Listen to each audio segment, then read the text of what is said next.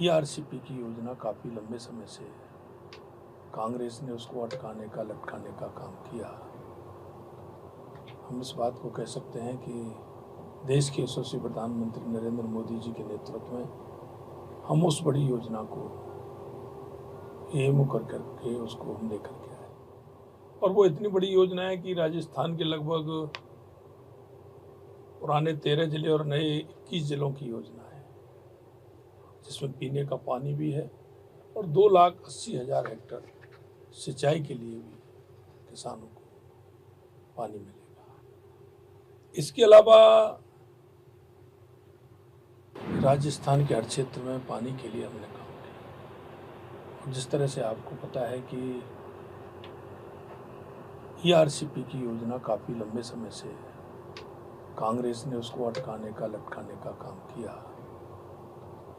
हम इस बात को कह सकते हैं कि देश के यशस्वी प्रधानमंत्री नरेंद्र मोदी जी के नेतृत्व में हम उस बड़ी योजना को एम करके उसको हम लेकर के आए, और वो इतनी बड़ी योजना है कि राजस्थान के लगभग पुराने 13 जिले और नए 21 जिलों की योजना है, जिसमें पीने का पानी भी है और 2,80,000 हेक्टर सिंचाई के लिए भी किसानों को पानी मिलेगा।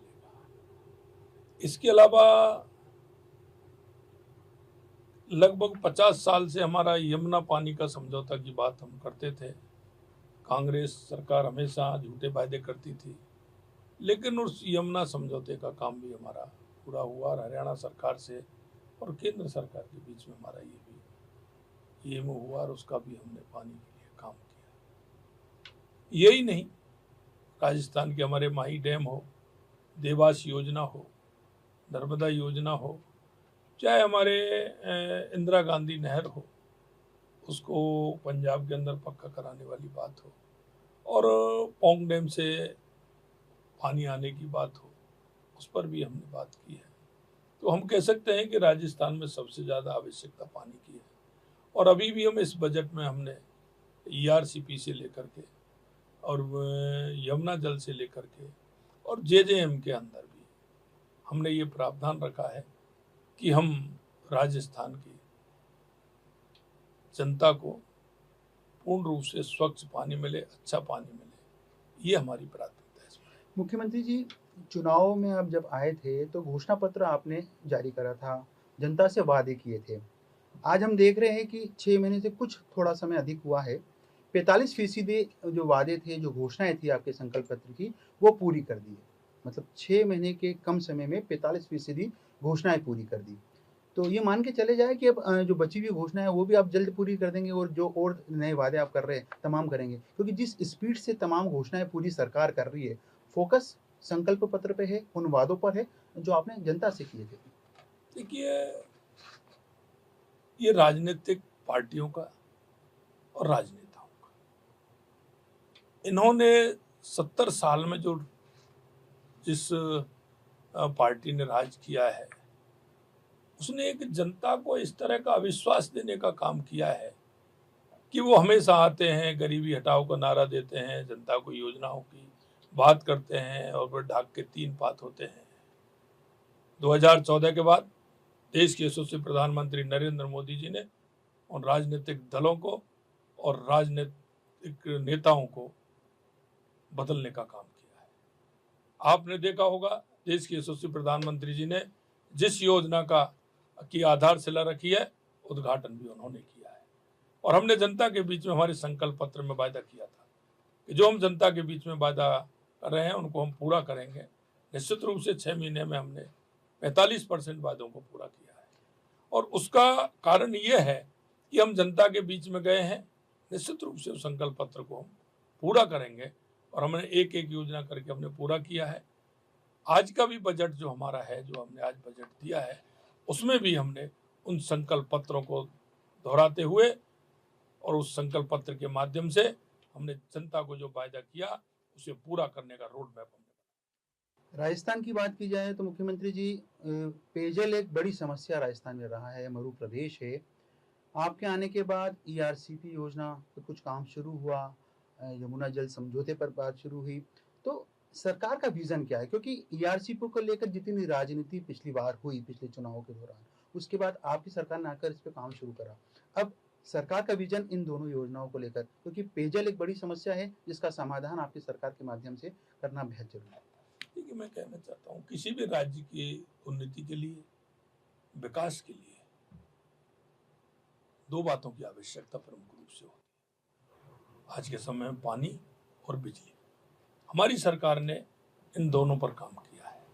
आपने देखा होगा जिस तरह से हम ईआरसीपी हो, यमुना समझौता हो, देवास स्कीम हो, माही स्कीम हो, चाहे हमारा नर्मदा की स्कीम हो या हमारी इंदिरा गांधी नहर की स्कीम हो, हमने इन सभी पर काम किया है।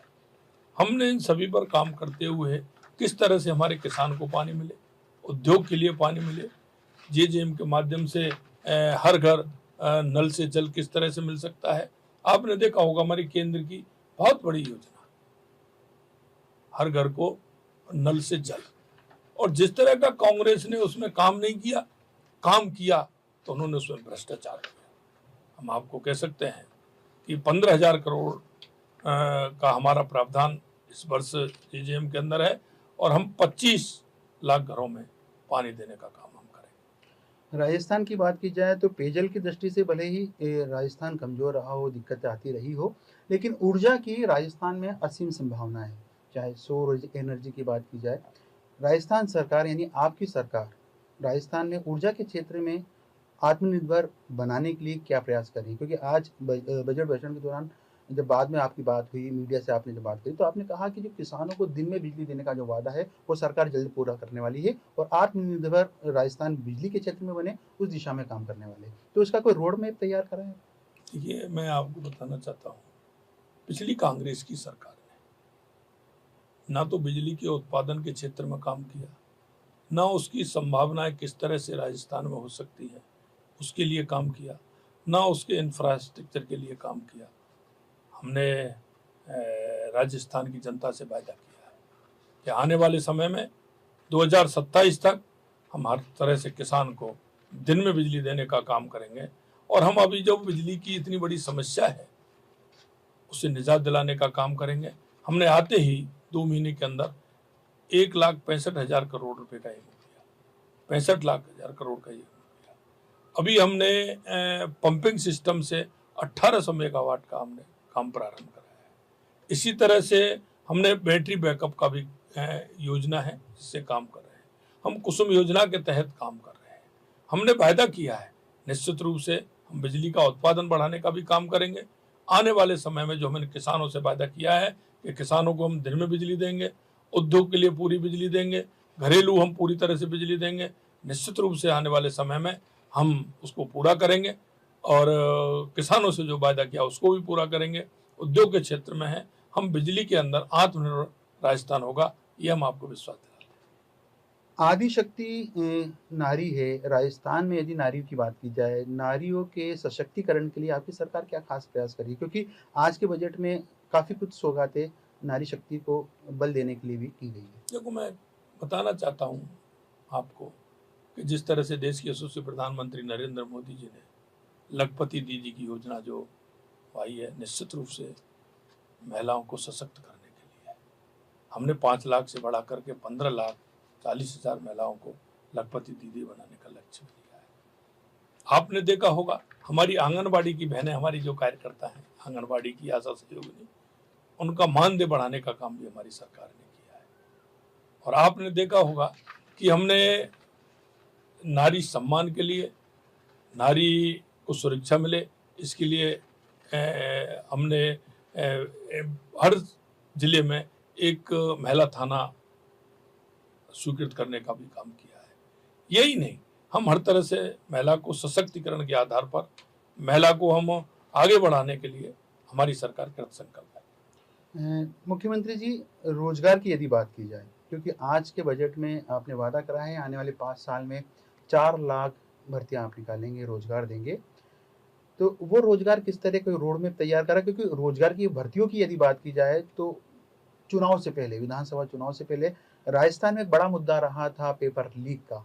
हालांकि आपकी सरकार आने के बाद उस पर तुरंत कार्रवाई भी हुई है, कई लोगों को आपने सलाखों के पीछे कराया, लेकिन युवाओं के सपने, क्योंकि जो वादा किया है कि हम 4 लाख रोजगार देंगे, वो पूरा करने के लिए कोई रोड मैप?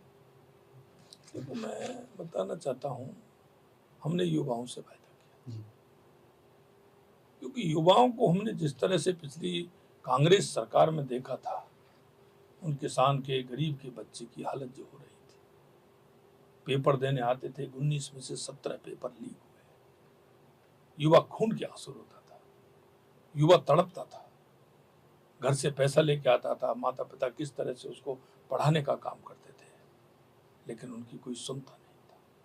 हमने युवाओं से वायदा किया, संकल्प पत्र में भी वायदा किया था, और हमने ये भी कहा था कि अगर जिन्होंने हमारे युवाओं को सपने को रौंदा है, हम उनको बख्शेंगे नहीं।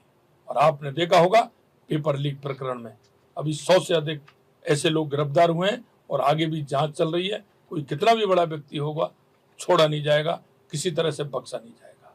और हमने जब युवाओं का देखा राजस्थान के अंदर, हमने कहा कि जितनी भी वैकेंसी निकलती है, चाहे वो रिटायरमेंट के आधार पर निकले, चाहे वो वैकेंसी जनसंख्या के आधार पर बढ़े हुए लोगों के निकले, हमने कहा है कि हमारा कैलेंडर बनेगा, कैलेंडर के हिसाब से नियुक्तियां होंगी। हम इंतजार किस बात का करते हैं? आने वाले समय में 1 साल के अंदर, 1.5 साल के अंदर हमें पता है कितनी हमारी वैकेंसी, कितने हमारे रिटायरमेंट होने वाले हैं। हमने कहा, निर्देशित किया हमने कि उनको पूरी तरह से उन जो रिक्त स्थान है उनको निकालिए और युवाओं की भर्ती प्रारंभ कीजिए।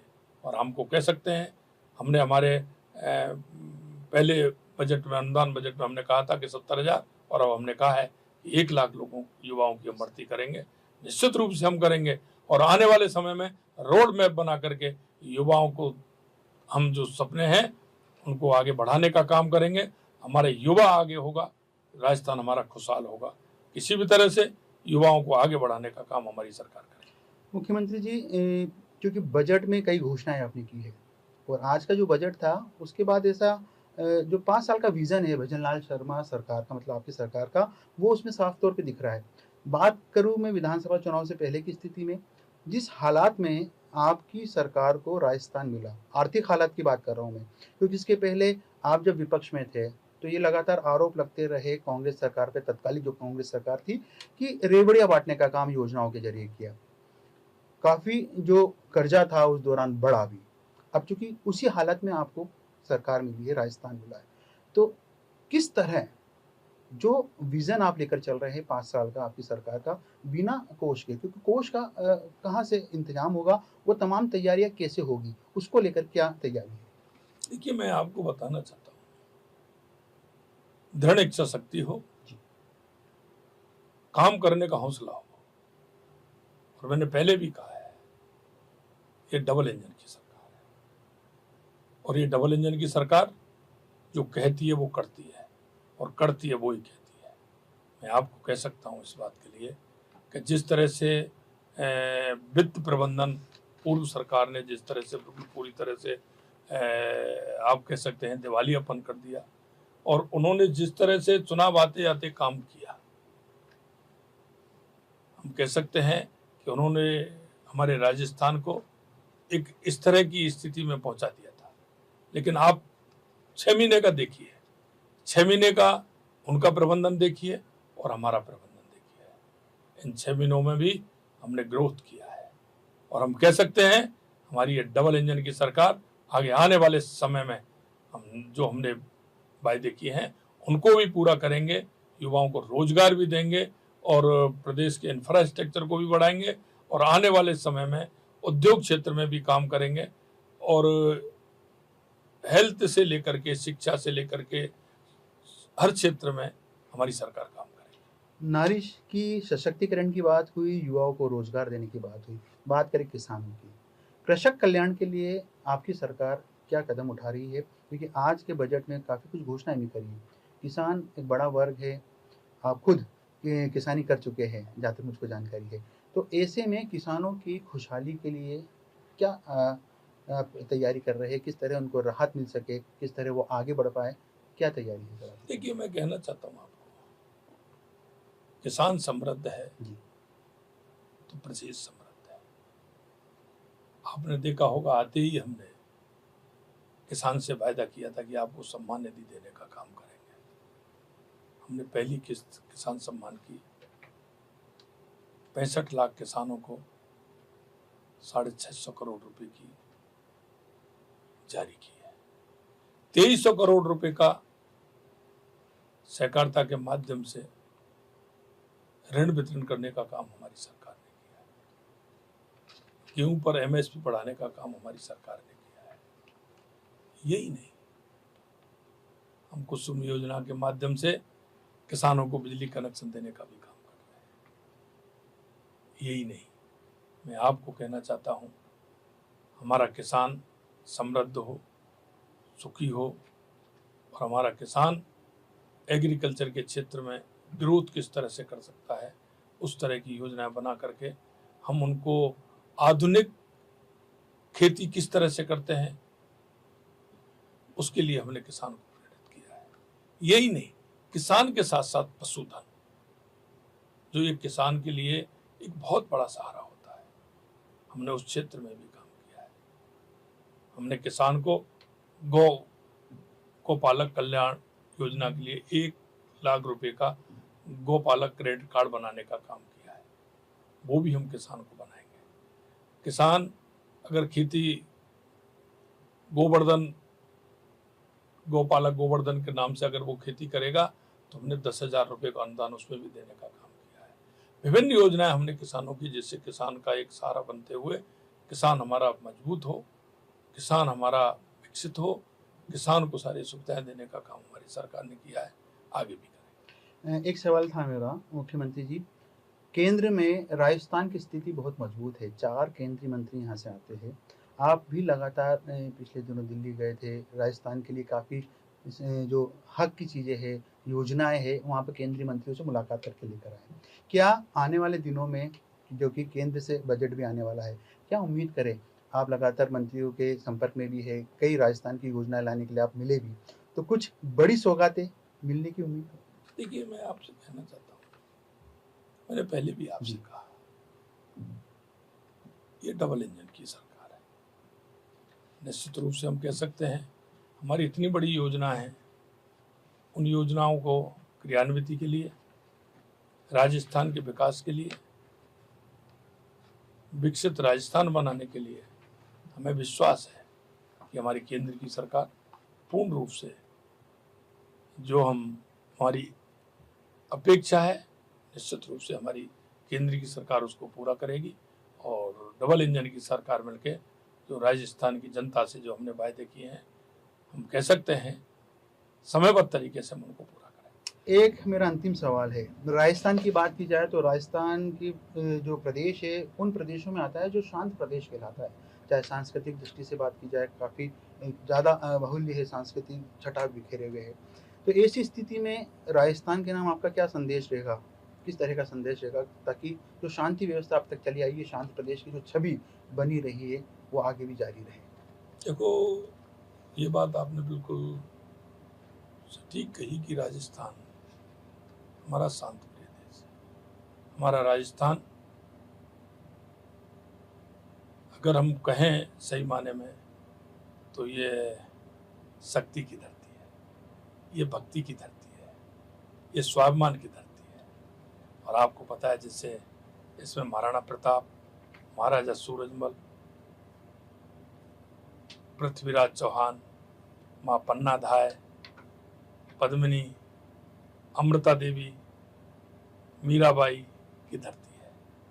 ये शांत प्रिय धरती है, लेकिन लोगों ने कुछ माहौल बिगाड़ने का काम किया। हम कह सकते हैं कि राजस्थान सूरवीरों की धरती है, शांत प्रिय धरती है। और हमने आते ही कहा था कि राजस्थान अशांति का अड्डा नहीं बनने देंगे। और आपने देखा है जिस तरह से हमारी सरकार ने जो काम किया है। मैं कहना चाहता हूँ, क्योंकि हमारी संस्कृति और हमारी विरासत, हमारी वो धरोहर, हमारे यहाँ के लोक देवता, उनकी स्मृति में जो हमने काम किया है, आगे ऐसा ही काम रहेगा। और आने वाले समय में ये हमारा राजस्थान विकसित राजस्थान होगा, मजबूत राजस्थान होगा, सुदृढ़ राजस्थान होगा। मैं आपको इतना कहना चाहता हूँ कि आने वाले समय में जो राजस्थान होगा एक खुशहाल राजस्थान होगा। आगे आने वाले समय में उद्योग भी यहाँ अच्छे लगेंगे, यहाँ के लोगों को रोजगार भी मिलेगा, यहाँ की माता बहनों का सम्मान भी बढ़ेगा, एक गौरवशाली राजस्थान होगा, ऐसा मैं आपसे